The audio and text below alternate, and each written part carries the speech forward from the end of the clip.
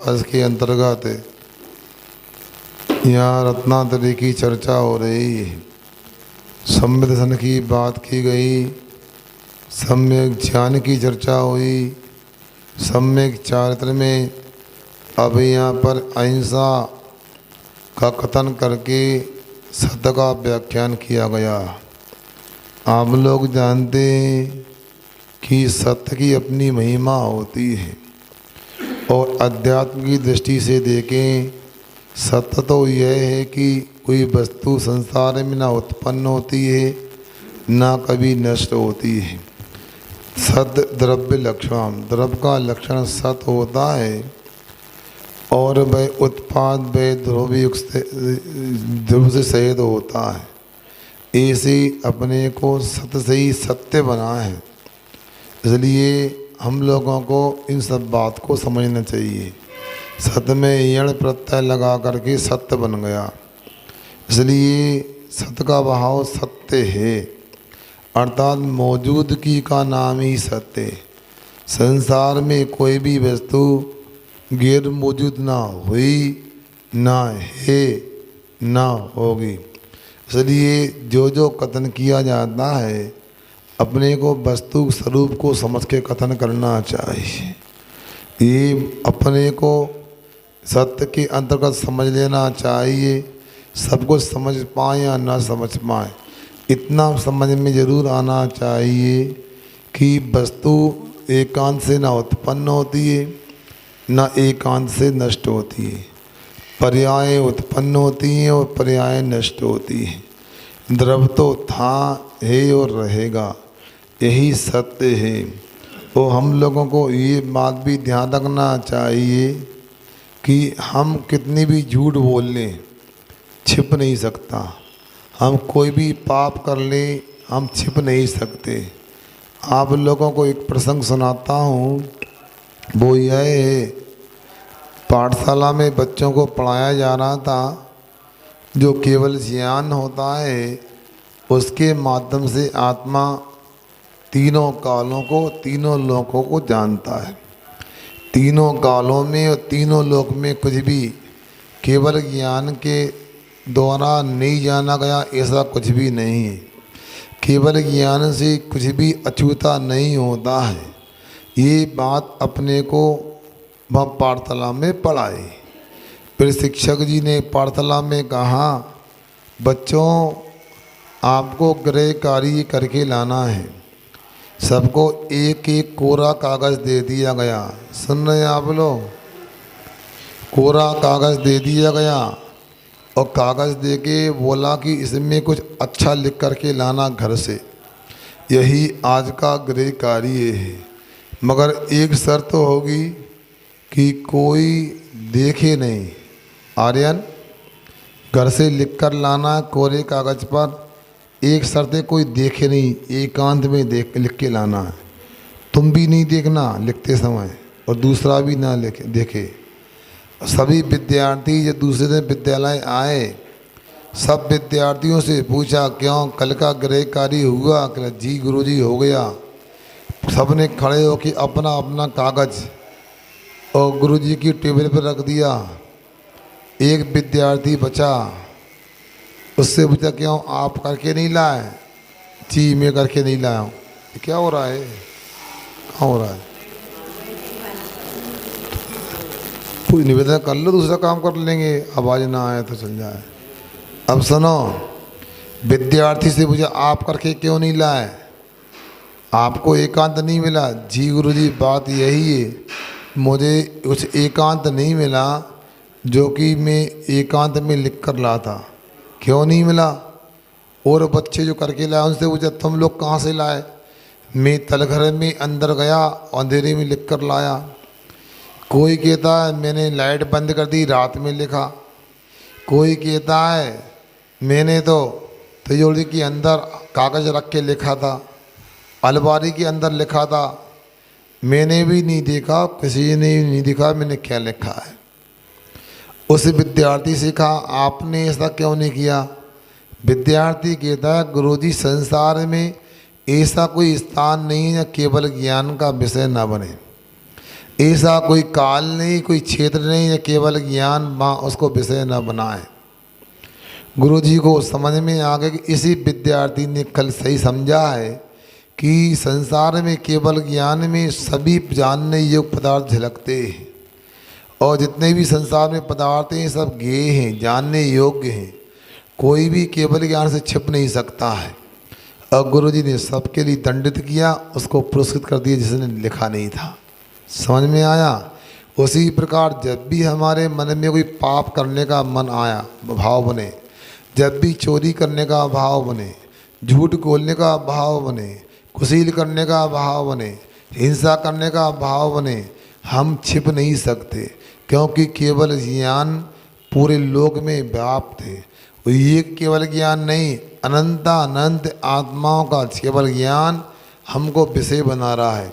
ये CCTV camera है, हो सकता है खराब हो जाए, इसमें आपका फोटो नहीं आ पाए, आपकी तस्वीर ना झलके, मगर केवल ज्ञान रूपी दूरदर्शन ऐसा है, ऐसी टीवी है, इसमें सब झलक रहा है। हमारे अतीत की अनंत पर्याय झलक रही है, अनागत की अनंत पर्याय झलक रही हैं। आप झूठ नहीं बोल सकते, आप चोरी नहीं कर सकते, इसलिए हमको इस विषय को गंभीरता से लेना है। आखिर हम तब भी कोई गलत काम करते हैं तो अपने को एक सावधानी करने का भाव था, कोई देखे नहीं। सुन रहे ना? हम झूठ किस उम्मीद से बोलते हैं बताओ? झूठ इस उम्मीद से बोलते हैं कि कोई पता नहीं क्या है। क्या हमें ये पता होता है जो हमने किया है, जो हमें पता वो किसी को पता नहीं है, और हम तपाक से झूठ बोल जाते हैं। बोलते कि नहीं बोलते? यदि किसी को पता हो कि मेरी बात इनको पता है, वो झूठ बोलेगा? नहीं बोलेगा। मगर सफाई तो दे सकता है, सुनो, घुमा सकता है, चालाकी कर सकता है, मगर सीधे सीधे झूठ नहीं बोलेगा।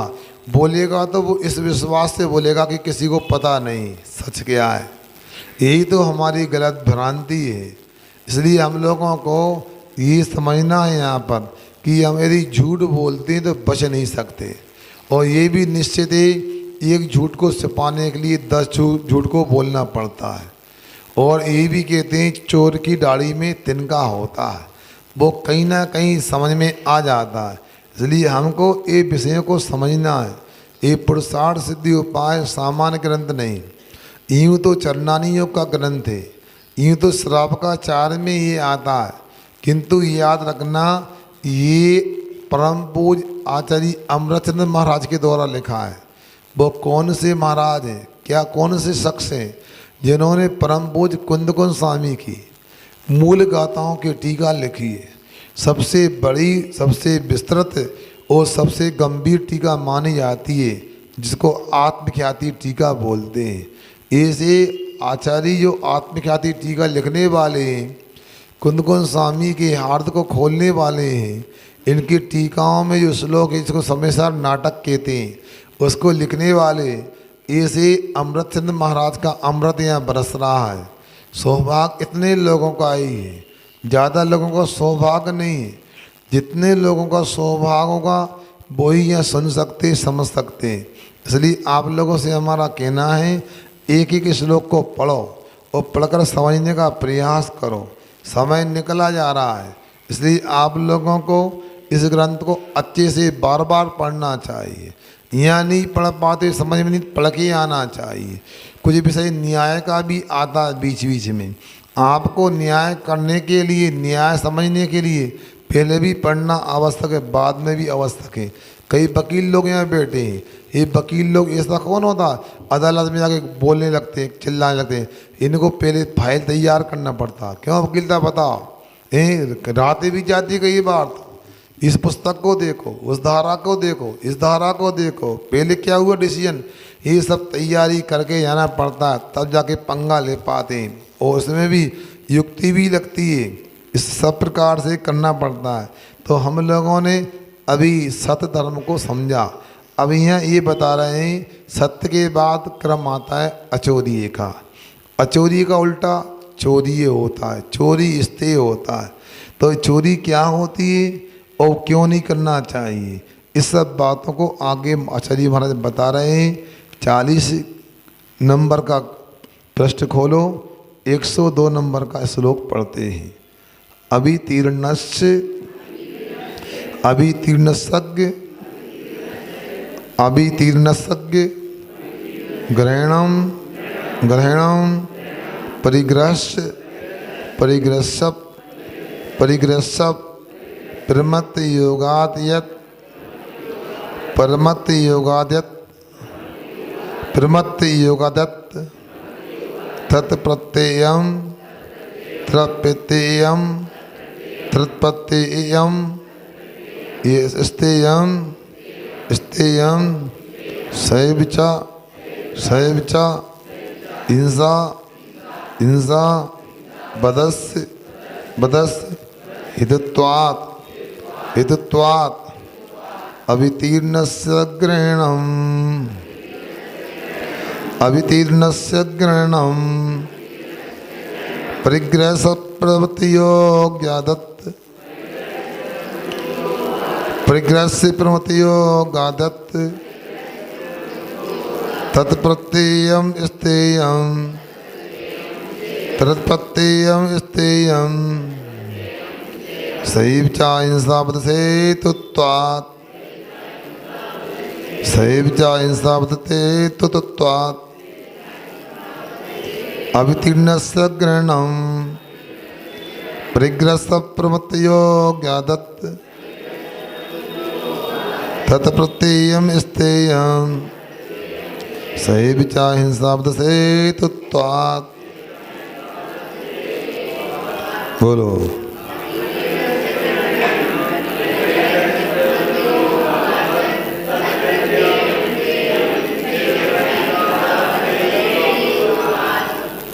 अब यहाँ पर अचोरी व्रत को लेकर के चर्चा आ रही है। अचोरी व्रत क्या होता है ये तो हमने आपको बार बार बता दिया। रामायण में किसकी बात चलती है, किसकी चर्चा रामायण में है? राम की है, रावण की भी है। अरुण भैया ने पकड़ ली बात। बिना रावण के राम की महिमा समझ में नहीं आएगी। रावण को समझोगे तो राम समझ में आएंगे। उसी प्रकार अचोरी की बात समझना है। अचोरी व्रत क्या होता है, अचोरी धर्म क्या होता है, इसको समझ के चोरी पाप को भी समझना है। तो यहाँ आचार्य महाराज करें यत जो प्रमत्त योगाद प्रमाद के योग से प्रमाद कसाय के संयोग से अभितीर्ण से अने जो वितरण नहीं की गई, दी नहीं गई, बिना दी हुई वस्तु भय क्या परिग्रह से जो परिग्रह रूप में उसका ग्रहण करना तद भय क्या है आचार्य के स्तेयम प्रत्ययम उसको चोरी जानना चाहिए। भय चोरी होती है। और शायद भय चोरी जो है क्या है बदस्थित्वात् हिंसा और बद का कारण होने से भय हिंसा भी होती है। आने पूर्व में भी कह दिया आपको, ये कहा गया है कि देखो यदि मान लो हम अहिंसा की आराधना करना चाहते तो हमको आगे के पापों से भी बचना पड़ेगा। अहिंसा की पूर्ण आराधना बिना झूठ के त्याग किए, बिना चोरी के त्याग किए, बिना कुशील के त्याग किए, बिना परिग्रह के त्याग किए संभव ही नहीं है। क्योंकि अहिंसा की उपासना करने के लिए सब व्रत होते हैं। पता मुनिराज के कितने मूल गुण होते हैं, कितने होते हैं? मुनिराज के कितने मूल गुण होते हैं? मैं कहता हूँ एक मूल गुण होता है। कितने होते हैं? मुनि महाराज का एक मूल गुण होता है अहिंसा है। अहिंसा भूतानाम जगत विदितम परम ब्रह्म में। अहिंसा ही एक मुनि का मूल गुण होता है। अहिंसा की उपासना, अहिंसा की प्राप्ति के लिए ही 5 महाव्रत होते हैं। अहिंसा की प्राप्ति के लिए 5 समितियां होती हैं। अहिंसा की उपलब्धि के लिए ही 5 इंद्रिय विजय होते हैं। अहिंसा को प्राप्त करने के लिए बनाए रखने को 6 आवश्यक होते हैं और अहिंसा के लिए 7 शेष होते हैं। एक अहिंसा को छोड़ दो तो सब समाप्त हो जाएंगे। इसलिए हम लोगों को याद रखना है, अहिंसा ही परम ब्रह्म है। वेदी पर कौन विराजमान है? ये अहिंसा धर्म ही विराजमान है। आपको जो दिख रहा है अहिंसा धर्म विराजमान है। ये जनवाणी क्या है? ये अहिंसा धर्म है। अहिंसा को छोड़कर कोई न भगवान है, ना कोई शास्त्र है, ना कोई गुरु है। सब में अहिंसा समाहित है। अहिंसा के बिना कुछ नहीं। अहिंसा देव शास्त्र गुरु का प्राण है। अहिंसा ही धर्म है। तो यहाँ के रहे प्रमथ योगात, एक एक वाक्य शब्दों को पदों को समझना। प्रमाद के योग से बिना दी हुई वस्तु, बिना प्रदान की गई वस्तु को लेना क्या है? ये चोरी होती है। क्यों? इसलिए कह दिया गया। अब मान लो मुनि महाराज भी हैं, अब हम अपने बसतिगा में बैठे हुए हैं, आप तो 1 आध घंटे के मेहमान हो, फिर शाम को आए तो मर्जी, नहीं तो नहीं आए तो आप जानो। अब बताओ दिव्य भाई क्या होगा? बताओ, मुझे कमंडल रखा लेना है, अब कोई ने दिया नहीं, लेना कि नहीं लेना कमंडल? तो चोरी का दोष लग गया। क्योंकि शास्त्र में लिखा है तत्पाठ सूत्र में, अदत्ता दानम स्थेयम, बिना दी हुई वस्तु को ग्रहण करना चोरी है। कमंडल किसने दिया मुझे? हैं? अब ये भी तो नहीं कहा कि अपनी वस्तु है पराई वस्तु को। अदत्ता दानम कहा है, बिना दी हुई वस्तु को ग्रहण करना चोरी है। क्या हुआ? अब मान लो ठीक है, कमंडल गुरुजी ने हमको दिया, हमारा हो गया, इसको ले सकते, पिछी को ले सकते हैं। अलमारी में सास रखें, हम लेंगे नहीं लें? बताओ, बोलो हैं? कैसे? क्या बोली? बोलो पीछे वाली। अब किसके द्वारा दिया है? हमको तो नहीं दिया, अलमारी में रखा है। बोलो अब कैसे लें? सोच लो, विचार कर लो। चलो ठीक है, मान लो अब पाटा पिलाई रखा, हमें ऊपर जाके हवा में बैठना है। पाटा पिलाई तो गुरु ने दिया नहीं, हमारा नहीं है। अब हम लेंगे नहीं लें उसको? बताओ कैसे लेंगे? बताओ। अरे हम पीछे लगा के लेंगे, देख के भी तो मानता हूँ, मगर उसको लेने में चोरी का दोष नहीं क्या? क्यों नहीं है? हैं? अरे यहाँ तो ये लिखा अदत्ता दानम स्थेयम है। हाँ, तो यही आपको यहाँ पकड़ना है। प्रमत्त योगात का है, प्रमाद के योग से जो वस्तु लेते बिना, वो चोरी है। यदि प्रमाद नहीं है तो चोरी नहीं कहलाएगी, ये जानना है अपने को। अब घर में भी आप लोग हैं, अब वृत्ति श्रावक हैं, यदि प्रतिमाधारी हैं अथवा नहीं भी हैं, फिर भी इतने तो सज्जनों किसी की वस्तु उठाते नहीं हो, क्या चोरी नहीं करते? ये तो है पक्का है। तो अब मैं ये कहना चाहता हूँ, क्या प्रमाद, सावधानी सुनो, कुशलेषु अनादरः प्रमादः। कुशलता में, सावधानी में सम्मान का, आदर का भाव नहीं होना, वो प्रमाद होता है। सुन रहे ना? मतलब ये हो गया कि सुनो, या यूँ कहें फिर मत का अर्थ क्या? मत यानी पागल होता, बावला। शराब पीने वाला जब पागल हो जाता है ना, वो से होश नहीं होता, कौन क्या माँ है कि बहन है कि पत्नी है कि पुत्री है। बेसाई जब व्यक्ति का मोह का अतिरेक हो जाता है, मोह रूपी नशा चढ़ जाता है, और वो भी सामान से नहीं, प्रमत्ता प्रकृष्ट रूपेण मत्ता परमत्ता, भयंकर रूप से जो पागलपन हो जाता है वो परमत्त होता है। मतलब सावधानी में अनादर होता है, क्या उचित है और क्या अनुचित है, क्या करने योग है क्या करने योग नहीं है, क्या ग्रहण करने योग है क्या ग्रहण करने योग नहीं है, क्या भक्ष है क्या अभक्ष है, ये सब यहाँ पर प्रमाद की कोटि में आता है। सुन रहे ना? क्या तो हमने बोल दिया ना, प्रमाद के योग से अने बिना जाने समझे, मतलब लोभ में आकर के उस किसी वस्तु को ले लिया, बिना दी हुई, रखी हुई, भूली हुई, गिरी हुई, उसको ग्रहण करना प्रमाद कहलाता है। बोल तो दिया, इसलिए तो बताया मैंने, एक प्रतिपक्ष बनाया है।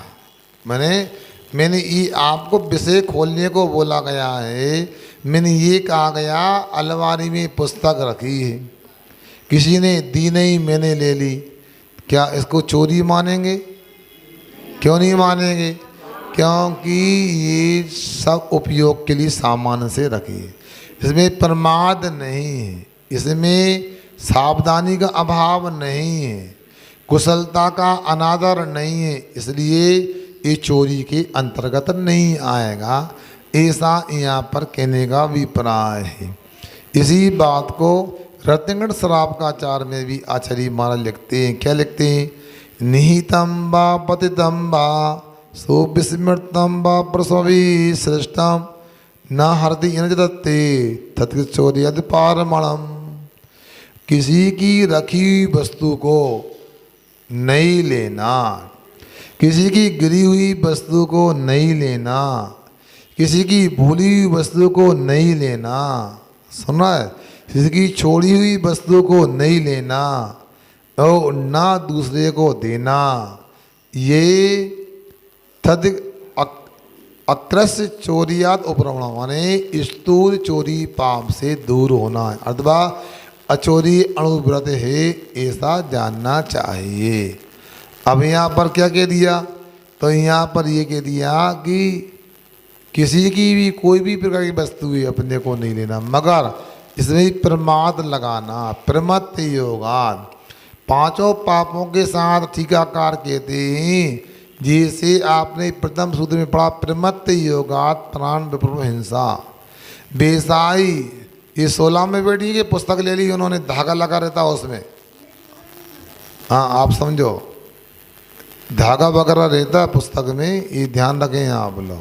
तो प्रमत्त योगात प्राण विप्रम हिंसा, प्रमाद की योग से प्राणों का वियोग करना जैसे हिंसा है।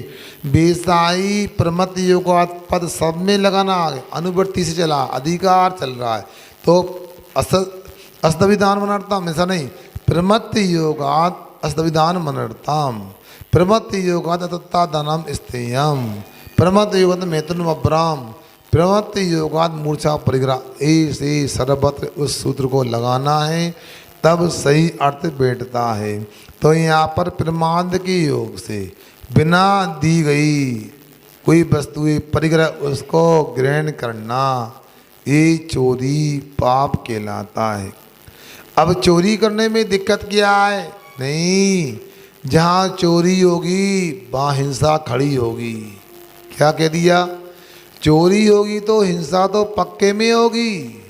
कैसे होगी? इसलिए होगी, चोरी करने वाला क्या नहीं करता। आप लोगों को तो पता है, कई घटनाएं पढ़ते हो सुनते हो कि चोर लोग गए डकैती करने, चोरी करने को गए, अब घर में किसी ने देख लिया, जाना पहचाना व्यक्ति था, अब क्या होगा? अब इसने हमको देख लिया, पुलिस में बोल देगा, पकड़ जाएंगे। एक काम करो, इसकी हत्या कर दो। करते नहीं करते? ये बहुत बड़ी स्थिति विचित्र है। अब एक घटना में सुनाता हूँ आपको, बहुत ही दर्दनाक घटना है। ये वस्तु लेना कैसे हिंसा का कारण है। पन्ना में हीरा की खदानें हैं। क्या? मध्य प्रदेश के पन्ना जिले में हीरे की खदानें हैं। एक परिवार में 7 बच्चे थे। एक बोतल हीरा इकट्ठे हो गए। अब एक छोटे बच्चे के मन में पाप आ गया कि यदि मान लो इस बोतल के हीरों का बंटवारा होगा, मुझे 1/7 या 8 मिलेगा, बहुत कम होगा। ऐसा करो, करोड़ों का माल है, ना रहेगा बांस और ना बजेगी बांसुरी, ना ही मेरे भाई लोग जीवित रहेंगे, ना बात बिगड़ेगी। और फिर क्या था? फिर बात ये हुई, एक ही रात में उस पापी लड़के ने और नीच लड़के ने अपने माता पिता सहित 6 भाइयों की हत्या कर दी। सुन रहे ना? अपने माता पिता से 6 भाइयों की हत्या कर दी ताकि पूरे हीरे मुझे मिल जाएं। अब बड़ी परेशान पुलिस, आखिर ऐसी घटना कैसे हुई, किसका हाथ हो सकता है? फिर जा करके बाहर से कोई महिला पुलिस बुलवाई। उसने धीरे से अब भैया भैया बोल करके उससे उगलवाई बात। और जब उसने कहा मैं हीरे के लोभ में ऐसा कर लिया, मैंने ऐसा, ये चोरी पाप है। इसलिए आप लोगों को सोचना चाहिए, चोरी करने वाले मारने में भी पीछे नहीं रहते। अच्छा बता, जो चोरी करने वाले चोर डकैत होते हैं वो बंदूक लेके चलते कि नहीं चलते? बता, बंदूक तलवार लठ लेके चलते। यदि चोरी में हिंसा नहीं है तो बंदूक किसके लिए? चोरी में यदि हिंसा नहीं तो तलवार किसके लिए? चोरी में हिंसा नहीं तो लठ किसके लिए? सिद्ध होता है कि ये क्या, चोरी भी हिंसा में आती है। इसलिए साएब बदस्य तो त्वाद हिंसा, वह चोरी भी बद का कारण होने से हिंसा का ही एक रूप है, ऐसा जानना चाहिए। आगे देखते हैं। अर्थानाम या अर्थानाम या एते एते रुको रुको, मैं थोड़ा गड़बड़ लग रहा कहीं यहाँ पर ही, वो देख रहा हूँ। अर्थान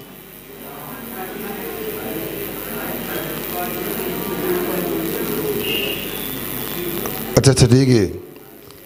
हाँ, अर्थानाम या एते एते प्राणा प्राणा एते बहिश्चरा बहिश्चरा पुंसाम पुंसाम हरति सतस्य सतस्य प्राणान प्राणान यो यस्य जनो जनो हरते अर्थान हरते अर्थान अर्थानाम्या एते अर्थानाम्या एते प्राणा एते वैश्चरा पुंसाम प्राणा एते वैश्चरा पुंसाम हरति स तस्य प्राणान हरति स तस्य प्राणान यो यस जनो हरते अर्थान यो यस जनो हरते अर्थान अर्थानाम्या एते प्राणा एते वैश्चरा पुंसाम हरति स तस्य प्राणान यो यस जनो हरते अर्थान। बोलो।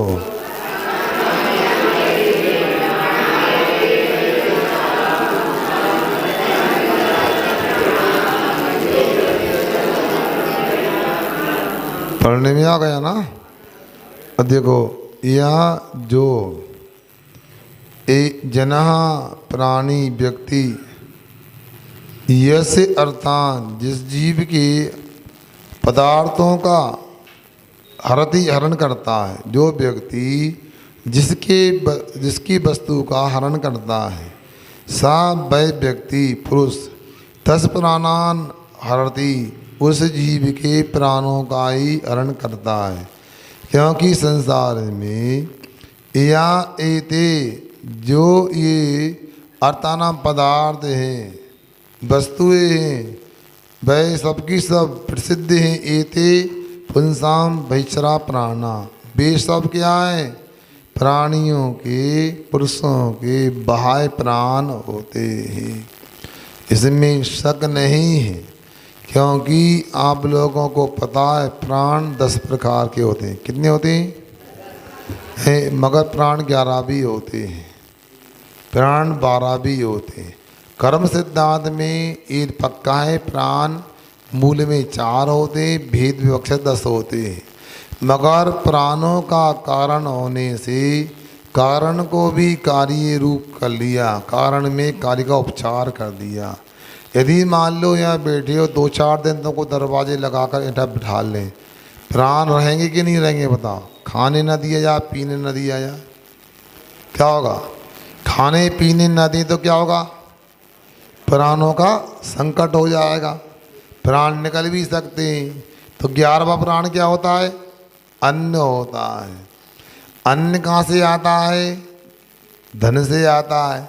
सुनो, यदि धन नहीं होगा तो बोलो ना, अन्न नहीं मिलेगा, और अन्न नहीं मिलेगा तो 11-10 प्राणों की संकट हो जाएगा। इसलिए आप लोगों को लगता है धन हो जाए, मगर ये भी एक सीमा तक होना चाहिए। अब ऐसा कौन है कि पता लगा कि धन को कमाते कमाते प्राण निकल गए, भोग नहीं पाए, दान नहीं कर पाए? अरे धन के लिए मना नहीं है, धन काय के लिए कमाया जाता है? धन तो दान के लिए। कौन ने कहा? बोलो बोलो। धन दान के लिए कमाते हैं। ये तो हम लोगों की धारणा थोड़ी सी सुधारने योग्य। पूज्यपाद स्वामी जी कहते हैं, त्यागाय श्री से वित्ते मवित्ता संजनोतिया सशरीर सपंके ने स्नासामीति विलंपति। मैं, कोई गरीब व्यक्ति कहता है मैं दान करूँगा, परमार्थ में कल्याण मार्ग में खर्च करूँगा, इसलिए कमाता हूँ, तो वह व्यक्ति उसी प्रकार का है जैसे कोई व्यक्ति स्नान करने के लिए, क्या नहीं, पानी खर्च करने के लिए, स्नान करने के लिए अपने शरीर में कीचड़ लपेट लेता है, नाली की गंदगी लपेट लेता है। बताओ कौन समझदार है? स्नान करने के लिए कीचड़ लगाता है, अपने आप को कीचड़ में ढकेल देता है, क्योंकि पानी खर्च करना है, नहीं करता है ना। जिस प्रकार पानी से स्नान करने के लिए कीचड़ नहीं लगाते हैं, उसी प्रकार दान करने को धन संग्रह नहीं करते, दान करने को कमाई नहीं करते हैं। सुन लिया? फिर दान तो करते हैं, दान करते, करना चाहिए, बिल्कुल करना चाहिए, मगर अपने व्यापार में जो आपने धन का उपार्जन किया है, वो धन आपका आपके घर गृहस्थी के कामों से बच जाए, आपके रोजमर्रा की आवश्यकताओं से बच जाए, उसका जरूर दान करना चाहिए। आपने 1 रुपया कमाया और 1 रुपये में मान लो 60 पैसे आपके घर चलाने में, कपड़े में, भोजन में और भी खाने पीने में, दूध वगैरह में आपके खर्च हो गए। अब कितने बचे? 40 बचे। अब 40 में मान लो 20 पैसे और बचा लो, कल के लिए आपत्ति काल में काम आएंगे। अब कितने बचे हैं? अब 20 पैसे का दान कर दो आप। अब ऐसा थोड़ी पूरा दान होगा, मगर 20 पैसे दान कब करेंगे? जब बचेंगे। नहीं बच रहे तो आवश्यक नहीं है। तो यहाँ पर भी यही कहा जा रहा है, आप अपने प्राणों की रक्षा करने के लिए, सुनो, अपने प्राणों को बचाने के लिए अन्न का संग्रह कर लो, करते हैं, 5-5, 10-10 कुंटल रखते हैं आप, गर्मी में धो के सुखा कर रखते हैं, रख लिया आपने। अब इसके बाद में ये अनाज 5 कुंटल 10 कुंटल कैसे आया? पैसे से आया। अब पैसे से आया तो पैसा भी क्या हो गया? अनाज का कारण हो गया, अनाज भी प्राणों के कारण हो गए। इसलिए 11वां प्राण अन्न और 12वां धन कहते नीति गान। मगर प्राण का मतलब ऐसा न समझना कि इसको हम छोड़ ही नहीं सकते, अनावश्यक को छोड़ देना चाहिए।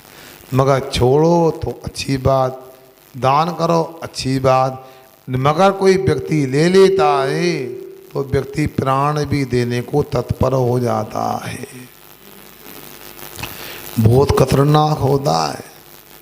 व्यक्ति को कह दो भैया तुम्हारा जहाज आने वाला था और उसमें जो 5 करोड़ का माल मंगाया था आपने जापान से, जर्मनी से, वो डूब गया है। कैसा लगा सुन के? हैं?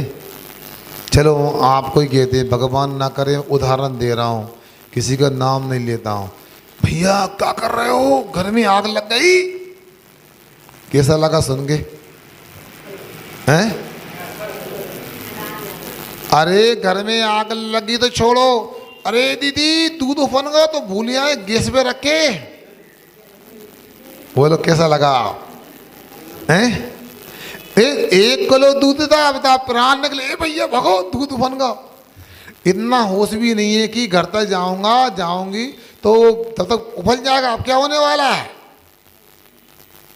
कुछ लोग ऐसे धीरज वाले भी होते हैं, अब जो हो गया तो हो गया, छोड़ के कहाँ जाओ।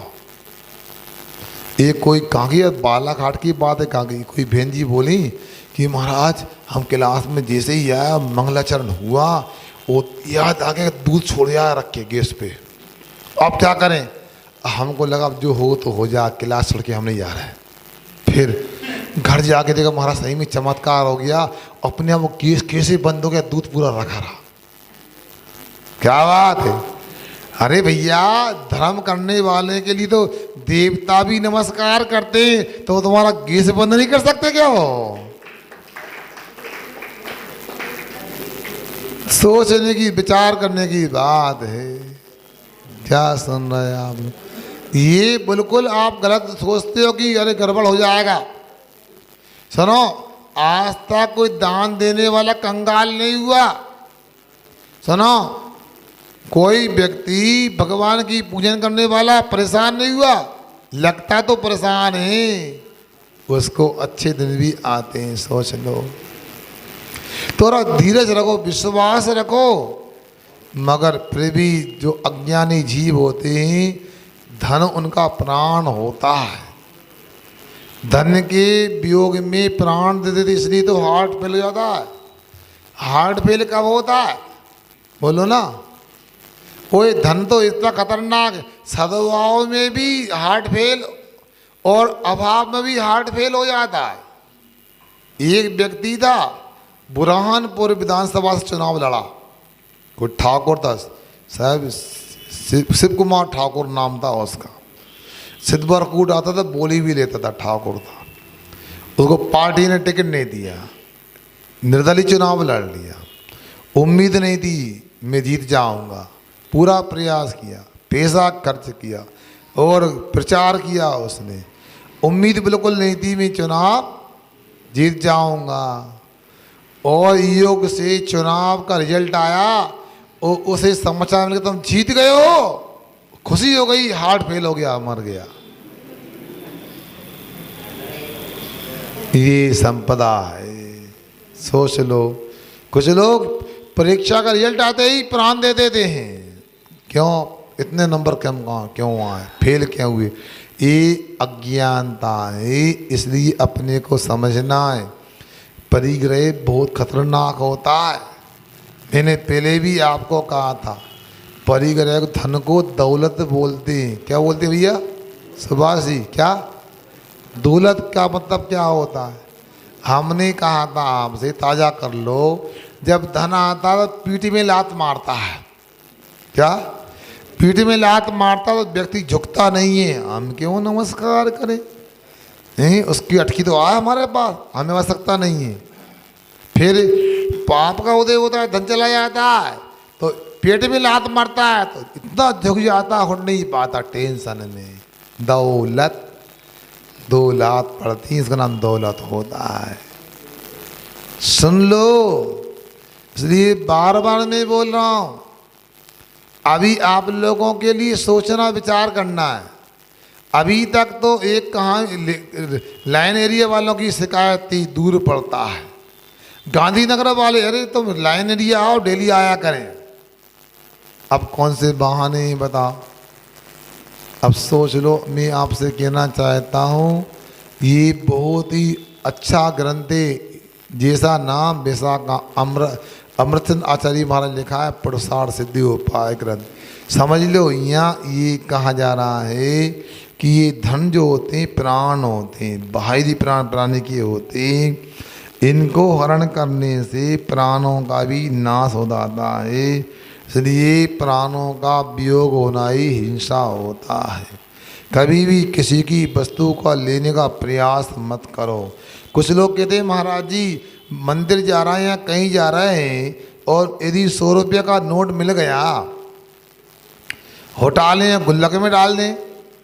हम तो ईमानदार हैं, हम नहीं लेते चोरी का दर। हम 100 रुपया का एक नोट था और वो 100 रुपया हमने उठा लिए और मंदिर में गुल्लक में डाल दिए। ये करना चाहिए कि नहीं करना चाहिए?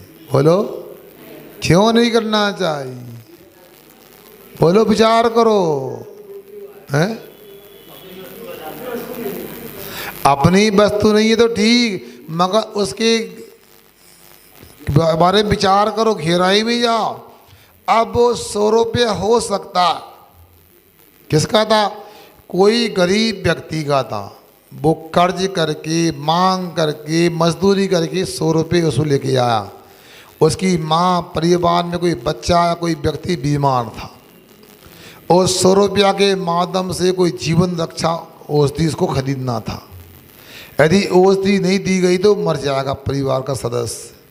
आपने उस 200 रुपया को उठा गुल्लक में डाल दिया। अब वो देखने आया, फटी जेब से गिर गया था, नहीं मिला। अब दवाई खरीद नहीं पाया, दुकानदार दवाई देने को तैयार नहीं मुफ्त में। अब क्या करें? कुल 100 रुपया थे, तो हो सकता है अपने 100 रुपये हटाने से, उसको दवाई नहीं मिलने से वह व्यक्ति मर गया। हो गया ना? इसलिए किसी की गरीब वस्तु मत उठाओ। फिर महाराज और क्यों उठा लेगा? उसके ही पुण्य पे छोड़ दो, उसका पुण्य को मिल जाएगा, मिल जाता। लोग कहते हैं महाराज बस वगैरह में, गाड़ी में, रेलगाड़ी में जाते हैं, कई बार थैला वगैरह बैग भूल जाते हैं, बाद में मिल भी जाता है, वहीं रखा रहता है। बता, क्योंकि उसका वैसा पुण्य का उदय होना चाहिए। क्या हो गया है? मिल गया। फिर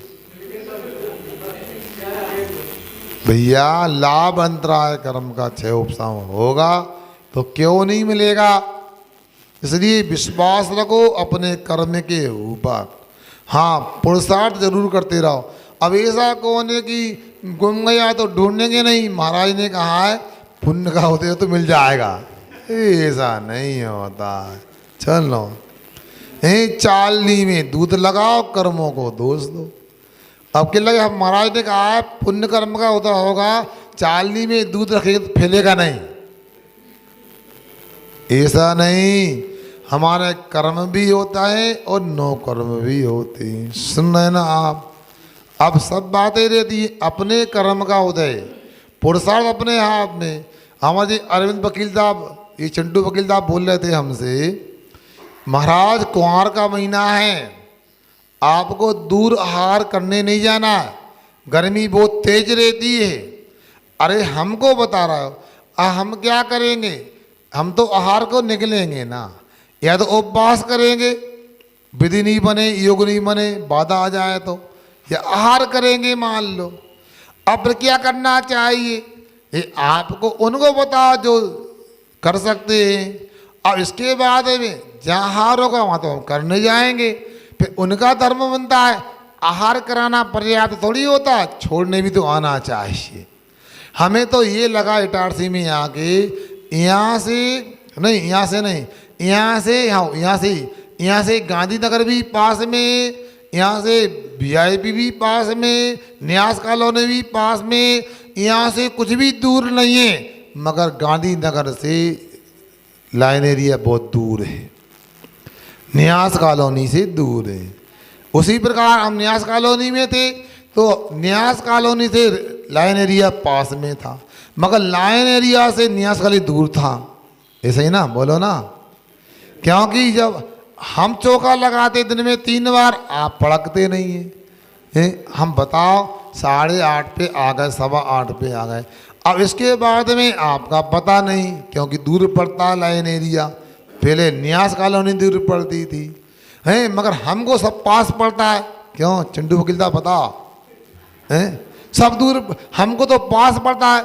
अब गांधीनगर कई बार हुआ है, मगर नहीं है। मगर सोचो आपके बच्चों को, आप लोगों को महाराज जंगल जाते हैं तब भी दूर पड़ता, नींद नहीं खुल पाती। महाराज जी आहार करने आए तब भी आपको दूर पड़ता है। आपकी दुकान आपको दूर नहीं पड़ती, सुन रहे ना। आपका खेत आपको दूर नहीं पड़ता, नर्मदापुर भोपाल आपको व्यापार में दूर नहीं पड़ता, बस आपको महाराज जी के पास आने में दूरी लगती है। ये उपलब्धि नहीं, ये हंसी नहीं, ये आपका तीव्र कर्म का होता है जो आपको संसार से निकालने में बाधक होगा। क्योंकि यदि मंदिर दूर लगता है, गुरु दूर लगते हैं, जनमानी कठिन लगती है, तो समझना जरूर हमारा कोई तीव्र पाप कर्म का उदय चल रहा है। जब आपके लिए जिनवाणी पास लगने लगे, जिनवाणी सरल लगने लगे, गुरु पास लगने लगे, भगवान पास लगने लगे, समझना अब संसार का किनारा भी पास में आने वाला, मोक्ष मिलने वाला है। सुन रहे ना आप लोग, ये आप लोगों को सोचना है। महाराज जी की क्लास बहुत दूर और कठिन लगती है, चौके में जाकर ना किसी को कठिन लगता। इतने नए नए चेहरे मिलेंगे चौके में, और जल्दी हार ले लो हमसे, जल्दी आना है, हमारा पहला ले लो आओ। ये क्या आपको विचार करना चाहिए, बार बार मौका मिलने वाला नहीं है, बाद में पछताना अपने हाथ में। तो मैं यही बोल रहा हूँ आप लोगों से, क्या चोरी होती है, क्या अचोरी होता। तो यहाँ कह रहे हैं धन का हरण करना भी ये प्राणों का हरण करना है, और प्राणों का हरण करना ये हिंसा है, इससे बचना चाहिए। अगला श्लोक पढ़ते हैं। हिंसाया स्तेयश्च न व्याप्ति सुघटा में सा यस्मात् गहने प्रमत्ति योगो द्रव्यस्य स्वीकृतस्य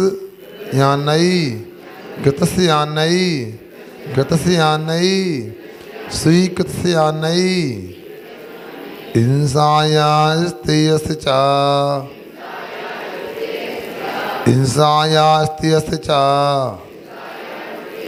न व्याप्ति सुघटा में यस्मात् न व्याप्ति सुघटा में यस्मात् ग्रहणे प्रमत्ति योगो द्रव्य स्वीकृतस्य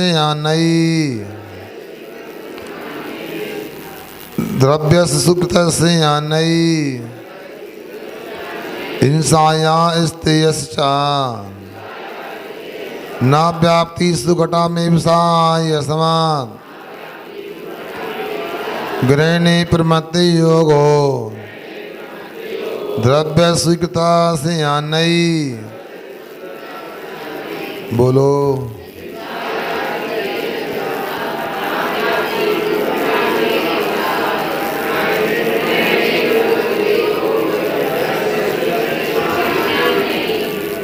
अब क्या कहते हैं, हिंसाया स्त्रियस, अच्छा हिंसा का और इस चोरी का, हिंसा का और चोरी का। अव्याप्ति ना, अव्याप्ति दोष भी नहीं। सा सुगडाम है वह हिंसा यहाँ पर नियम से घटित होती है। यस्मात् क्योंकि अन्यई स्वीकृत द्रव्य ग्रहणे प्रवृत्ति होगा, दूसरे के द्वारा जो धन ग्रहण किया गया है, स्वीकार किया, उस द्रव्य का ग्रहण करने पर करने में प्रमाद का योग निश्चित होता है, ऐसा यहाँ पर बतलाया जा रहा है। इसको अच्छे से अपन कल समझ लेंगे। अब आप लोगों का समय जो भी हो, कक्षा का समय तो अपना 8:15 से पूजन का, 8:30 से क्लास का है। अब आप लोग 9 बजे आने लगे, बल्कि 9:30 पे आने लगे, क्योंकि आपको पता है जल्दी क्या करना है। दुकान कहीं ऐसी गलती वहाँ नहीं करना, कोई आपके द्वारा कोई गड़बड़ हो गया, अदालत में जाके 9 बजे पेशी हो, 10 बजे पहुँच जाओ, क्या होगा? हैं?